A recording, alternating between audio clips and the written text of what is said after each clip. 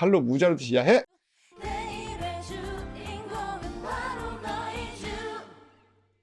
어렵고 복잡한 입시를 쉽고 재미있게 풀어주는 입시 비타민 방송 이주희TV입니다. 제 옆에는 오늘도 이제 다들 아실 것 같아요. 워낙 저희 VVIP 게스트시고요. 항상 알토란 같은 정보를 아낌없이 풀어주며 전 국민의 입학 사정관화를 꿈꾸고 계시는 전 경기외고 외대고 그다음에 전남 북일고 입학 지원관이셨던 박지훈 소장님 또 모셨습니다. 반갑습니다. 네, 안녕하세요. 아유, 오늘 많이 더우신 것 같아요, 오늘도. 자, 오늘은요, 지난 시간 상상고에서 이제 경기외고부터 시작을 하도록 하겠습니다. 전체적으로 이제 경쟁률 변화부터 시작해서, 그 다음 선발 방식, 그리고 면접은 또 어떻게 하는가. 근데 면접은 약간 비슷비슷하긴 하지만, 그래도 경기외고만의 약간의 차이점이 또 있기 때문에, 요거 설명을 좀 드려보도록 하겠습니다. 소장님, 경기외고에 대해서, 그러니까 경기외고를 합격하길 원하는 학생들이 무엇을 알아야 될까? 일단은 전형 방법은 2단계로 되어 있고요. 그리고 1단계는 2학년 1학기부터 3학년 2학기까지 영어 내신 성적을 가지고 교육청 지침은 이제 1.5배수에서 2배수 아이들을 2단계로 이제 데려가게 돼 있는데 여기 학교마다 이제 선택을 해요. 그래서 경기외고 같은 경우는 2배수를 지금 2단계로 데려가게 돼 있고요. 그리고 2단계로 이제 넘어온 친구들을 대상으로 이제 면접을 통해서 최종 합격자를 선발하는 요런 형태로 가고 있다라고 보시면 될 것 같고, 지금 2단계 면접은 일반적으로 외고가 한 5분에서 7분 요 사이 면접들 진행을 하잖아요. 그래서 보통 한 개 이제 면접실에서 진행을 하는데, 작년 같은 경우는 이제 경기외고가 면접 지원자가 그렇게 많지는 않았어요. 요즘 외고들에 대한 관심도가 좀 떨어지다 보니까. 그래서 사실 그렇게 되면 이제 면접관이 사실은 지원자 아이들보다 더 많은 그러니까 더 많은 시간들을 투자할 수 있는 상황이었고, 그래서 이제 작년에 경기외고는 면접실 이제 2개를 활용을 했고, 그래서 첫 번째 면접실에서 3분, 두 번째 면접실에서 3분에서 총 6분의 면접을 진행을 했고요. 이게 이제 사실 예전부터 이제 면접관들 사이에서 나왔던 이야기는 사람을 한 사람이나 두 사람, 그러니까 작은 사람이 봐가지고 특정한 학생 한 명을 이해하고 평가한다는 거는 사실 실수도 발생할 수 있고 신뢰도가 떨어지잖아요. 그러다 보니까 최대한 많은 사람들이 면접을 봐서 이 학생에 대해서 평가하는 게 좀 더 정확한 판단을 할 수 있지 않겠느냐, 이런 의식들이 있거든요. 그래서 2개 면접을 진행했고, 첫 번째 면접은 그 학생의 이제 지원 동기랑 입학 후 계획 관련된 부분들에 대한 질문들을 진행을 했고요. 두 번째 면접에서는 자기주도 학습이랑 인성영역에 관련된 질문, 그래서 각 3분씩 해가지고 6분간의 면접을 진행을 했었습니다. 그럼 면접관 분들이 다른 데보다는 좀 더 많은 거네요. 그러니까 예전에는 한 개 면접실을 했거든요. 근데 지금 어떻게 보면 지원자 숫자가 이제 줄어들다 보니까 사실 면접관을 만들 때 올해 경쟁률을 예측해서 만들잖아요. 그런데 생각보다 이제 아이들이 적으면 면접관의 여유가 좀 발생을 하다 보니까 그렇게 되면 이제 면접실을 조금 더 넓게 사용할 수 있게 되는 거죠. 그럼 사실 시간은 5분에서 7분으로 어쨌든 3분, 6분이면 그렇게 딴 데보다 긴 것은 아닌데, 근데 2개로 했다고 하니까 또 뭔가 세세하게 질문했을 것도 같고, 이 부분 좀 애매하네요. 한 개 면접실과 2개 면접실, 그리고 시간대가 비슷하다는 건 사실 거의 동일한 효과예요. 동일한 효과인데, 이제 차이는 그 한 팀, 3명이서 이제 이 학생을 평가하느냐, 아니면 2팀이 평가한 걸 가지고 이 학생을 최종 결정을 짓느냐, 이 차이죠. 그러면 평가하는 게 약간 시간은 비슷하지만 평가 요소에 대해서 좀 더 세밀한 지표들이 좀 있을 수는 있겠네요. 그렇죠. 세밀한 지표들은 존재하지 않고. 근데 경쟁률 있잖아요. 경쟁률이 다른 서울 지역에 있는 외고들도 전반적으로 다 이렇게 많이 올랐잖아요. 올라갔습니다. 그 원래 2배수 이렇게 되는 데를 다 이제 초과할 거라고 올해는 다 이렇게 예상이 되어버리는데, 경기외고는 굉장히 명문 외고 중에 하나인데 그래도 약간 경쟁률이 딴 데보단 낮아요. 일단은 지금 작년도 상황이 서울 쪽 외고들이 꽤 많이 올랐어요. 많이 올랐죠. 그러니까 이게 많이 떨어져 있던 상황이다 보니까 많이 올랐고, 경기권은 사실 서울보다는 오르지는 않았고요. 그 다음에 경기권에서 이제 올랐던 학교들이 일부 학교들로 이제 조금 나눠지는데, 보통 이제 공립이나 이쪽 학교들이 좀 더 많이 올라서 뭐 수원외고나 뭐 이런 학교들, 이런 쪽이 경쟁률이 좀 많이 올랐고, 사립들 외고는 서울에 비하면 그렇게 많이 오른 추세는 아니었어요. 학비 때문인가요? 학비도 일단은 첫 번째 영향을 미칠 것 같고요.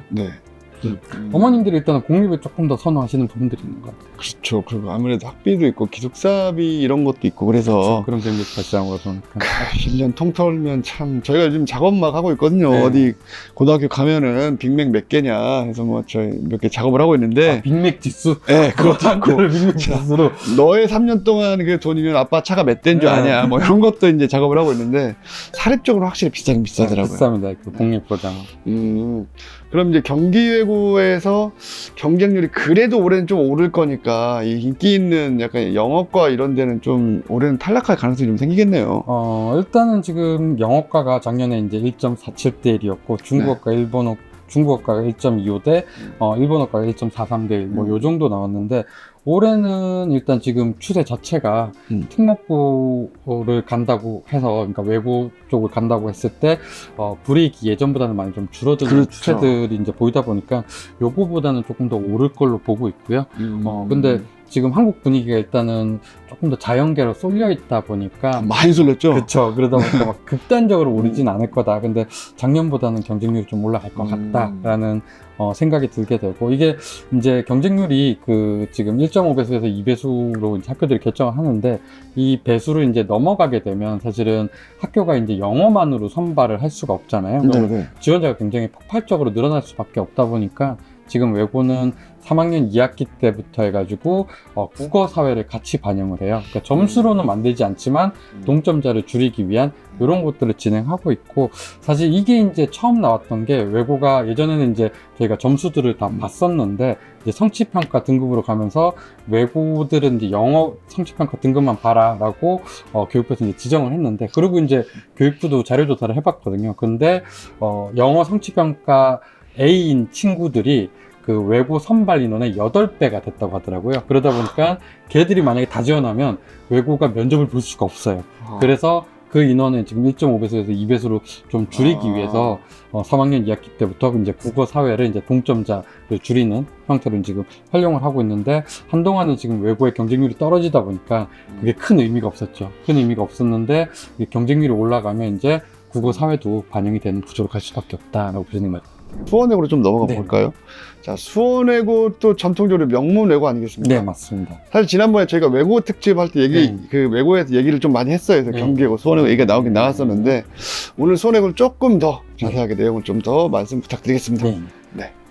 일단은 외고 국제고는 지금 아까 전에 제가 말씀드린 외고 전형 방법을 교육부에서 정해놨기 때문에 다 똑같다고 보시면 돼요. 2단계. 다 똑같고, 대신에 이제 수원외고는 1.5배수를 선택해서 1.5배수 아이들이 2단계로 들어가서 2단계에서 이제 면접을 진행하는 형태다라고 보면 될 것 같고, 이 경기외고랑 수원외고 이런 차이들을 좀 보면, 일단 외고들이 면접 지문을 공통 지문을 쓰는 학교들이 있어요. 공통문항. 그래서 네네네. 공통문항을 이제 사용하는데, 이 공통문항이라는 건 사실 그 자소서랑 학생부랑 상관없이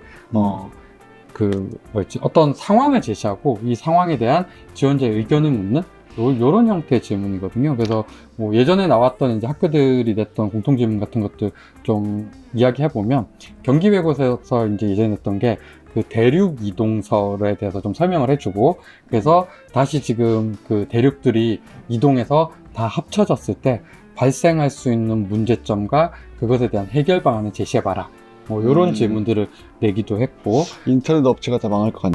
그런 질문들을 이제 내면 되게 재밌는 게, 아이들의 성향에 따라서 답변이 다 달라요. 그러니까 내가 관심 있는 영역에 따라서 바라보는 시각들이 다를 거고, 그 다음에 거기에 따른 또 각각의 이제 답변이 다를 건데, 사실 이거는 이제 답이 없는 질문이에요. 답이 없는 질문이고, 그러다 보니까 아이들이 이제 어떤 분야에 대해서 이제 좀 깊이 있게 해봤고, 거기에 대한 이제 자기 나름대로 생각을 가지고 있는지, 이런 것들을 평가하는 거다라고 보시면 될 것 같고, 그 다음에 뭐 안양외고 같은 학교에서 이제 했던 것들이 인공지능, 지금 인공지능의 발전 되게 무섭잖아요. 네, 그래서 무서워요. 요즘 되게 재밌기도 한데 이거 이렇게 가도 되나 이런 고민들을 한 번씩 들긴 하는데, 인공지능의 발달로 이제 인공지능 의사가 이제 나왔다 그랬을 때, 지원자가 만약에 어디가 아프다면 인공지능 의사한테 치료를 받을 것이냐, 인간 의사한테 치료를 받을 것이냐, 그리고 왜 그런 선택을 했느냐, 뭐 이런 형태. 그래서 사실 답이 없는 질문이에요. 답이 없는 질문인데 이런 질문을 하게 되면 이제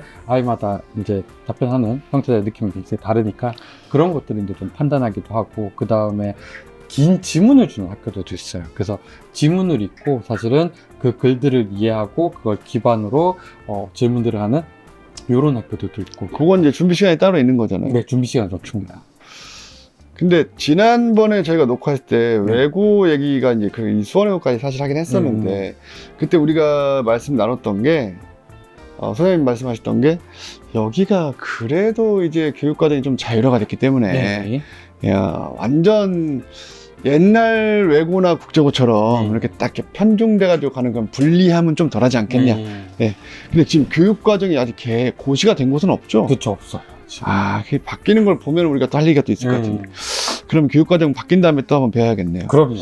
전 국민의 입학 사정관화 중에 전 국민의 일원으로서 나중에 그 소장님 또 한번 찾아뵙고 또 모시고 그 외고 국제고의 교과 편제가 어떻게 바뀌었는지를 비교해서 이런 학생들이 또 갈 수 있다. 어쨌든 입시가 저 뒤에 12월 달 이렇게 들어가는 거니까 그 전에 충분히 정보를 드릴 수 있도록 또 준비를 해 보겠습니다.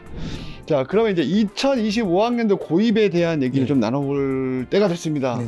일단 자기주도 학습 전형에 대해서 큰 변화는 없는 거죠. 지금 일단은 교육부 매뉴얼이랑 교육청 매뉴얼들은 나왔거든요. 근데 매뉴얼 상의 내용은 지금 변경된 건 없어요. 그래서 동일한 형태로 지금 진행이 될 거다라고 볼 수 있을 것 같고요. 그 다음에 지금 이게 경쟁률이 많이 뛰는 학교들이 분명히 발생을 할 거예요. 특히 자사고 계열 쪽 이런 데서 이제 많이 발생을 할 건데, 그렇게 되면 지금 학교들이 그러니까 면접 방법은 예전 경쟁률을 좀 기반으로 만든 거잖아요. 근데 아이들이 이제 지원자가 많아지고 면접을 봐야 되는 인원들이 많아지다 보면 학교가 한계가 분명히 발생할 거예요. 시간을 줄여야겠네요. 그렇죠. 시간을 줄이던 아니면 다른 형태의 면접을 좀 더 활용하던 이런 것들이 좀 있지 않을까라는 생각이 들고, 그 다음에 얼마 전에 지금 상상고가 이제 설명회를 진행했는데, 지금 상상고가 요번에 이제 설명회 진행하면서 이제 밝혔던 것 중에 하나가 그 상상고랑 현대청고, 민사고 이런 학교들이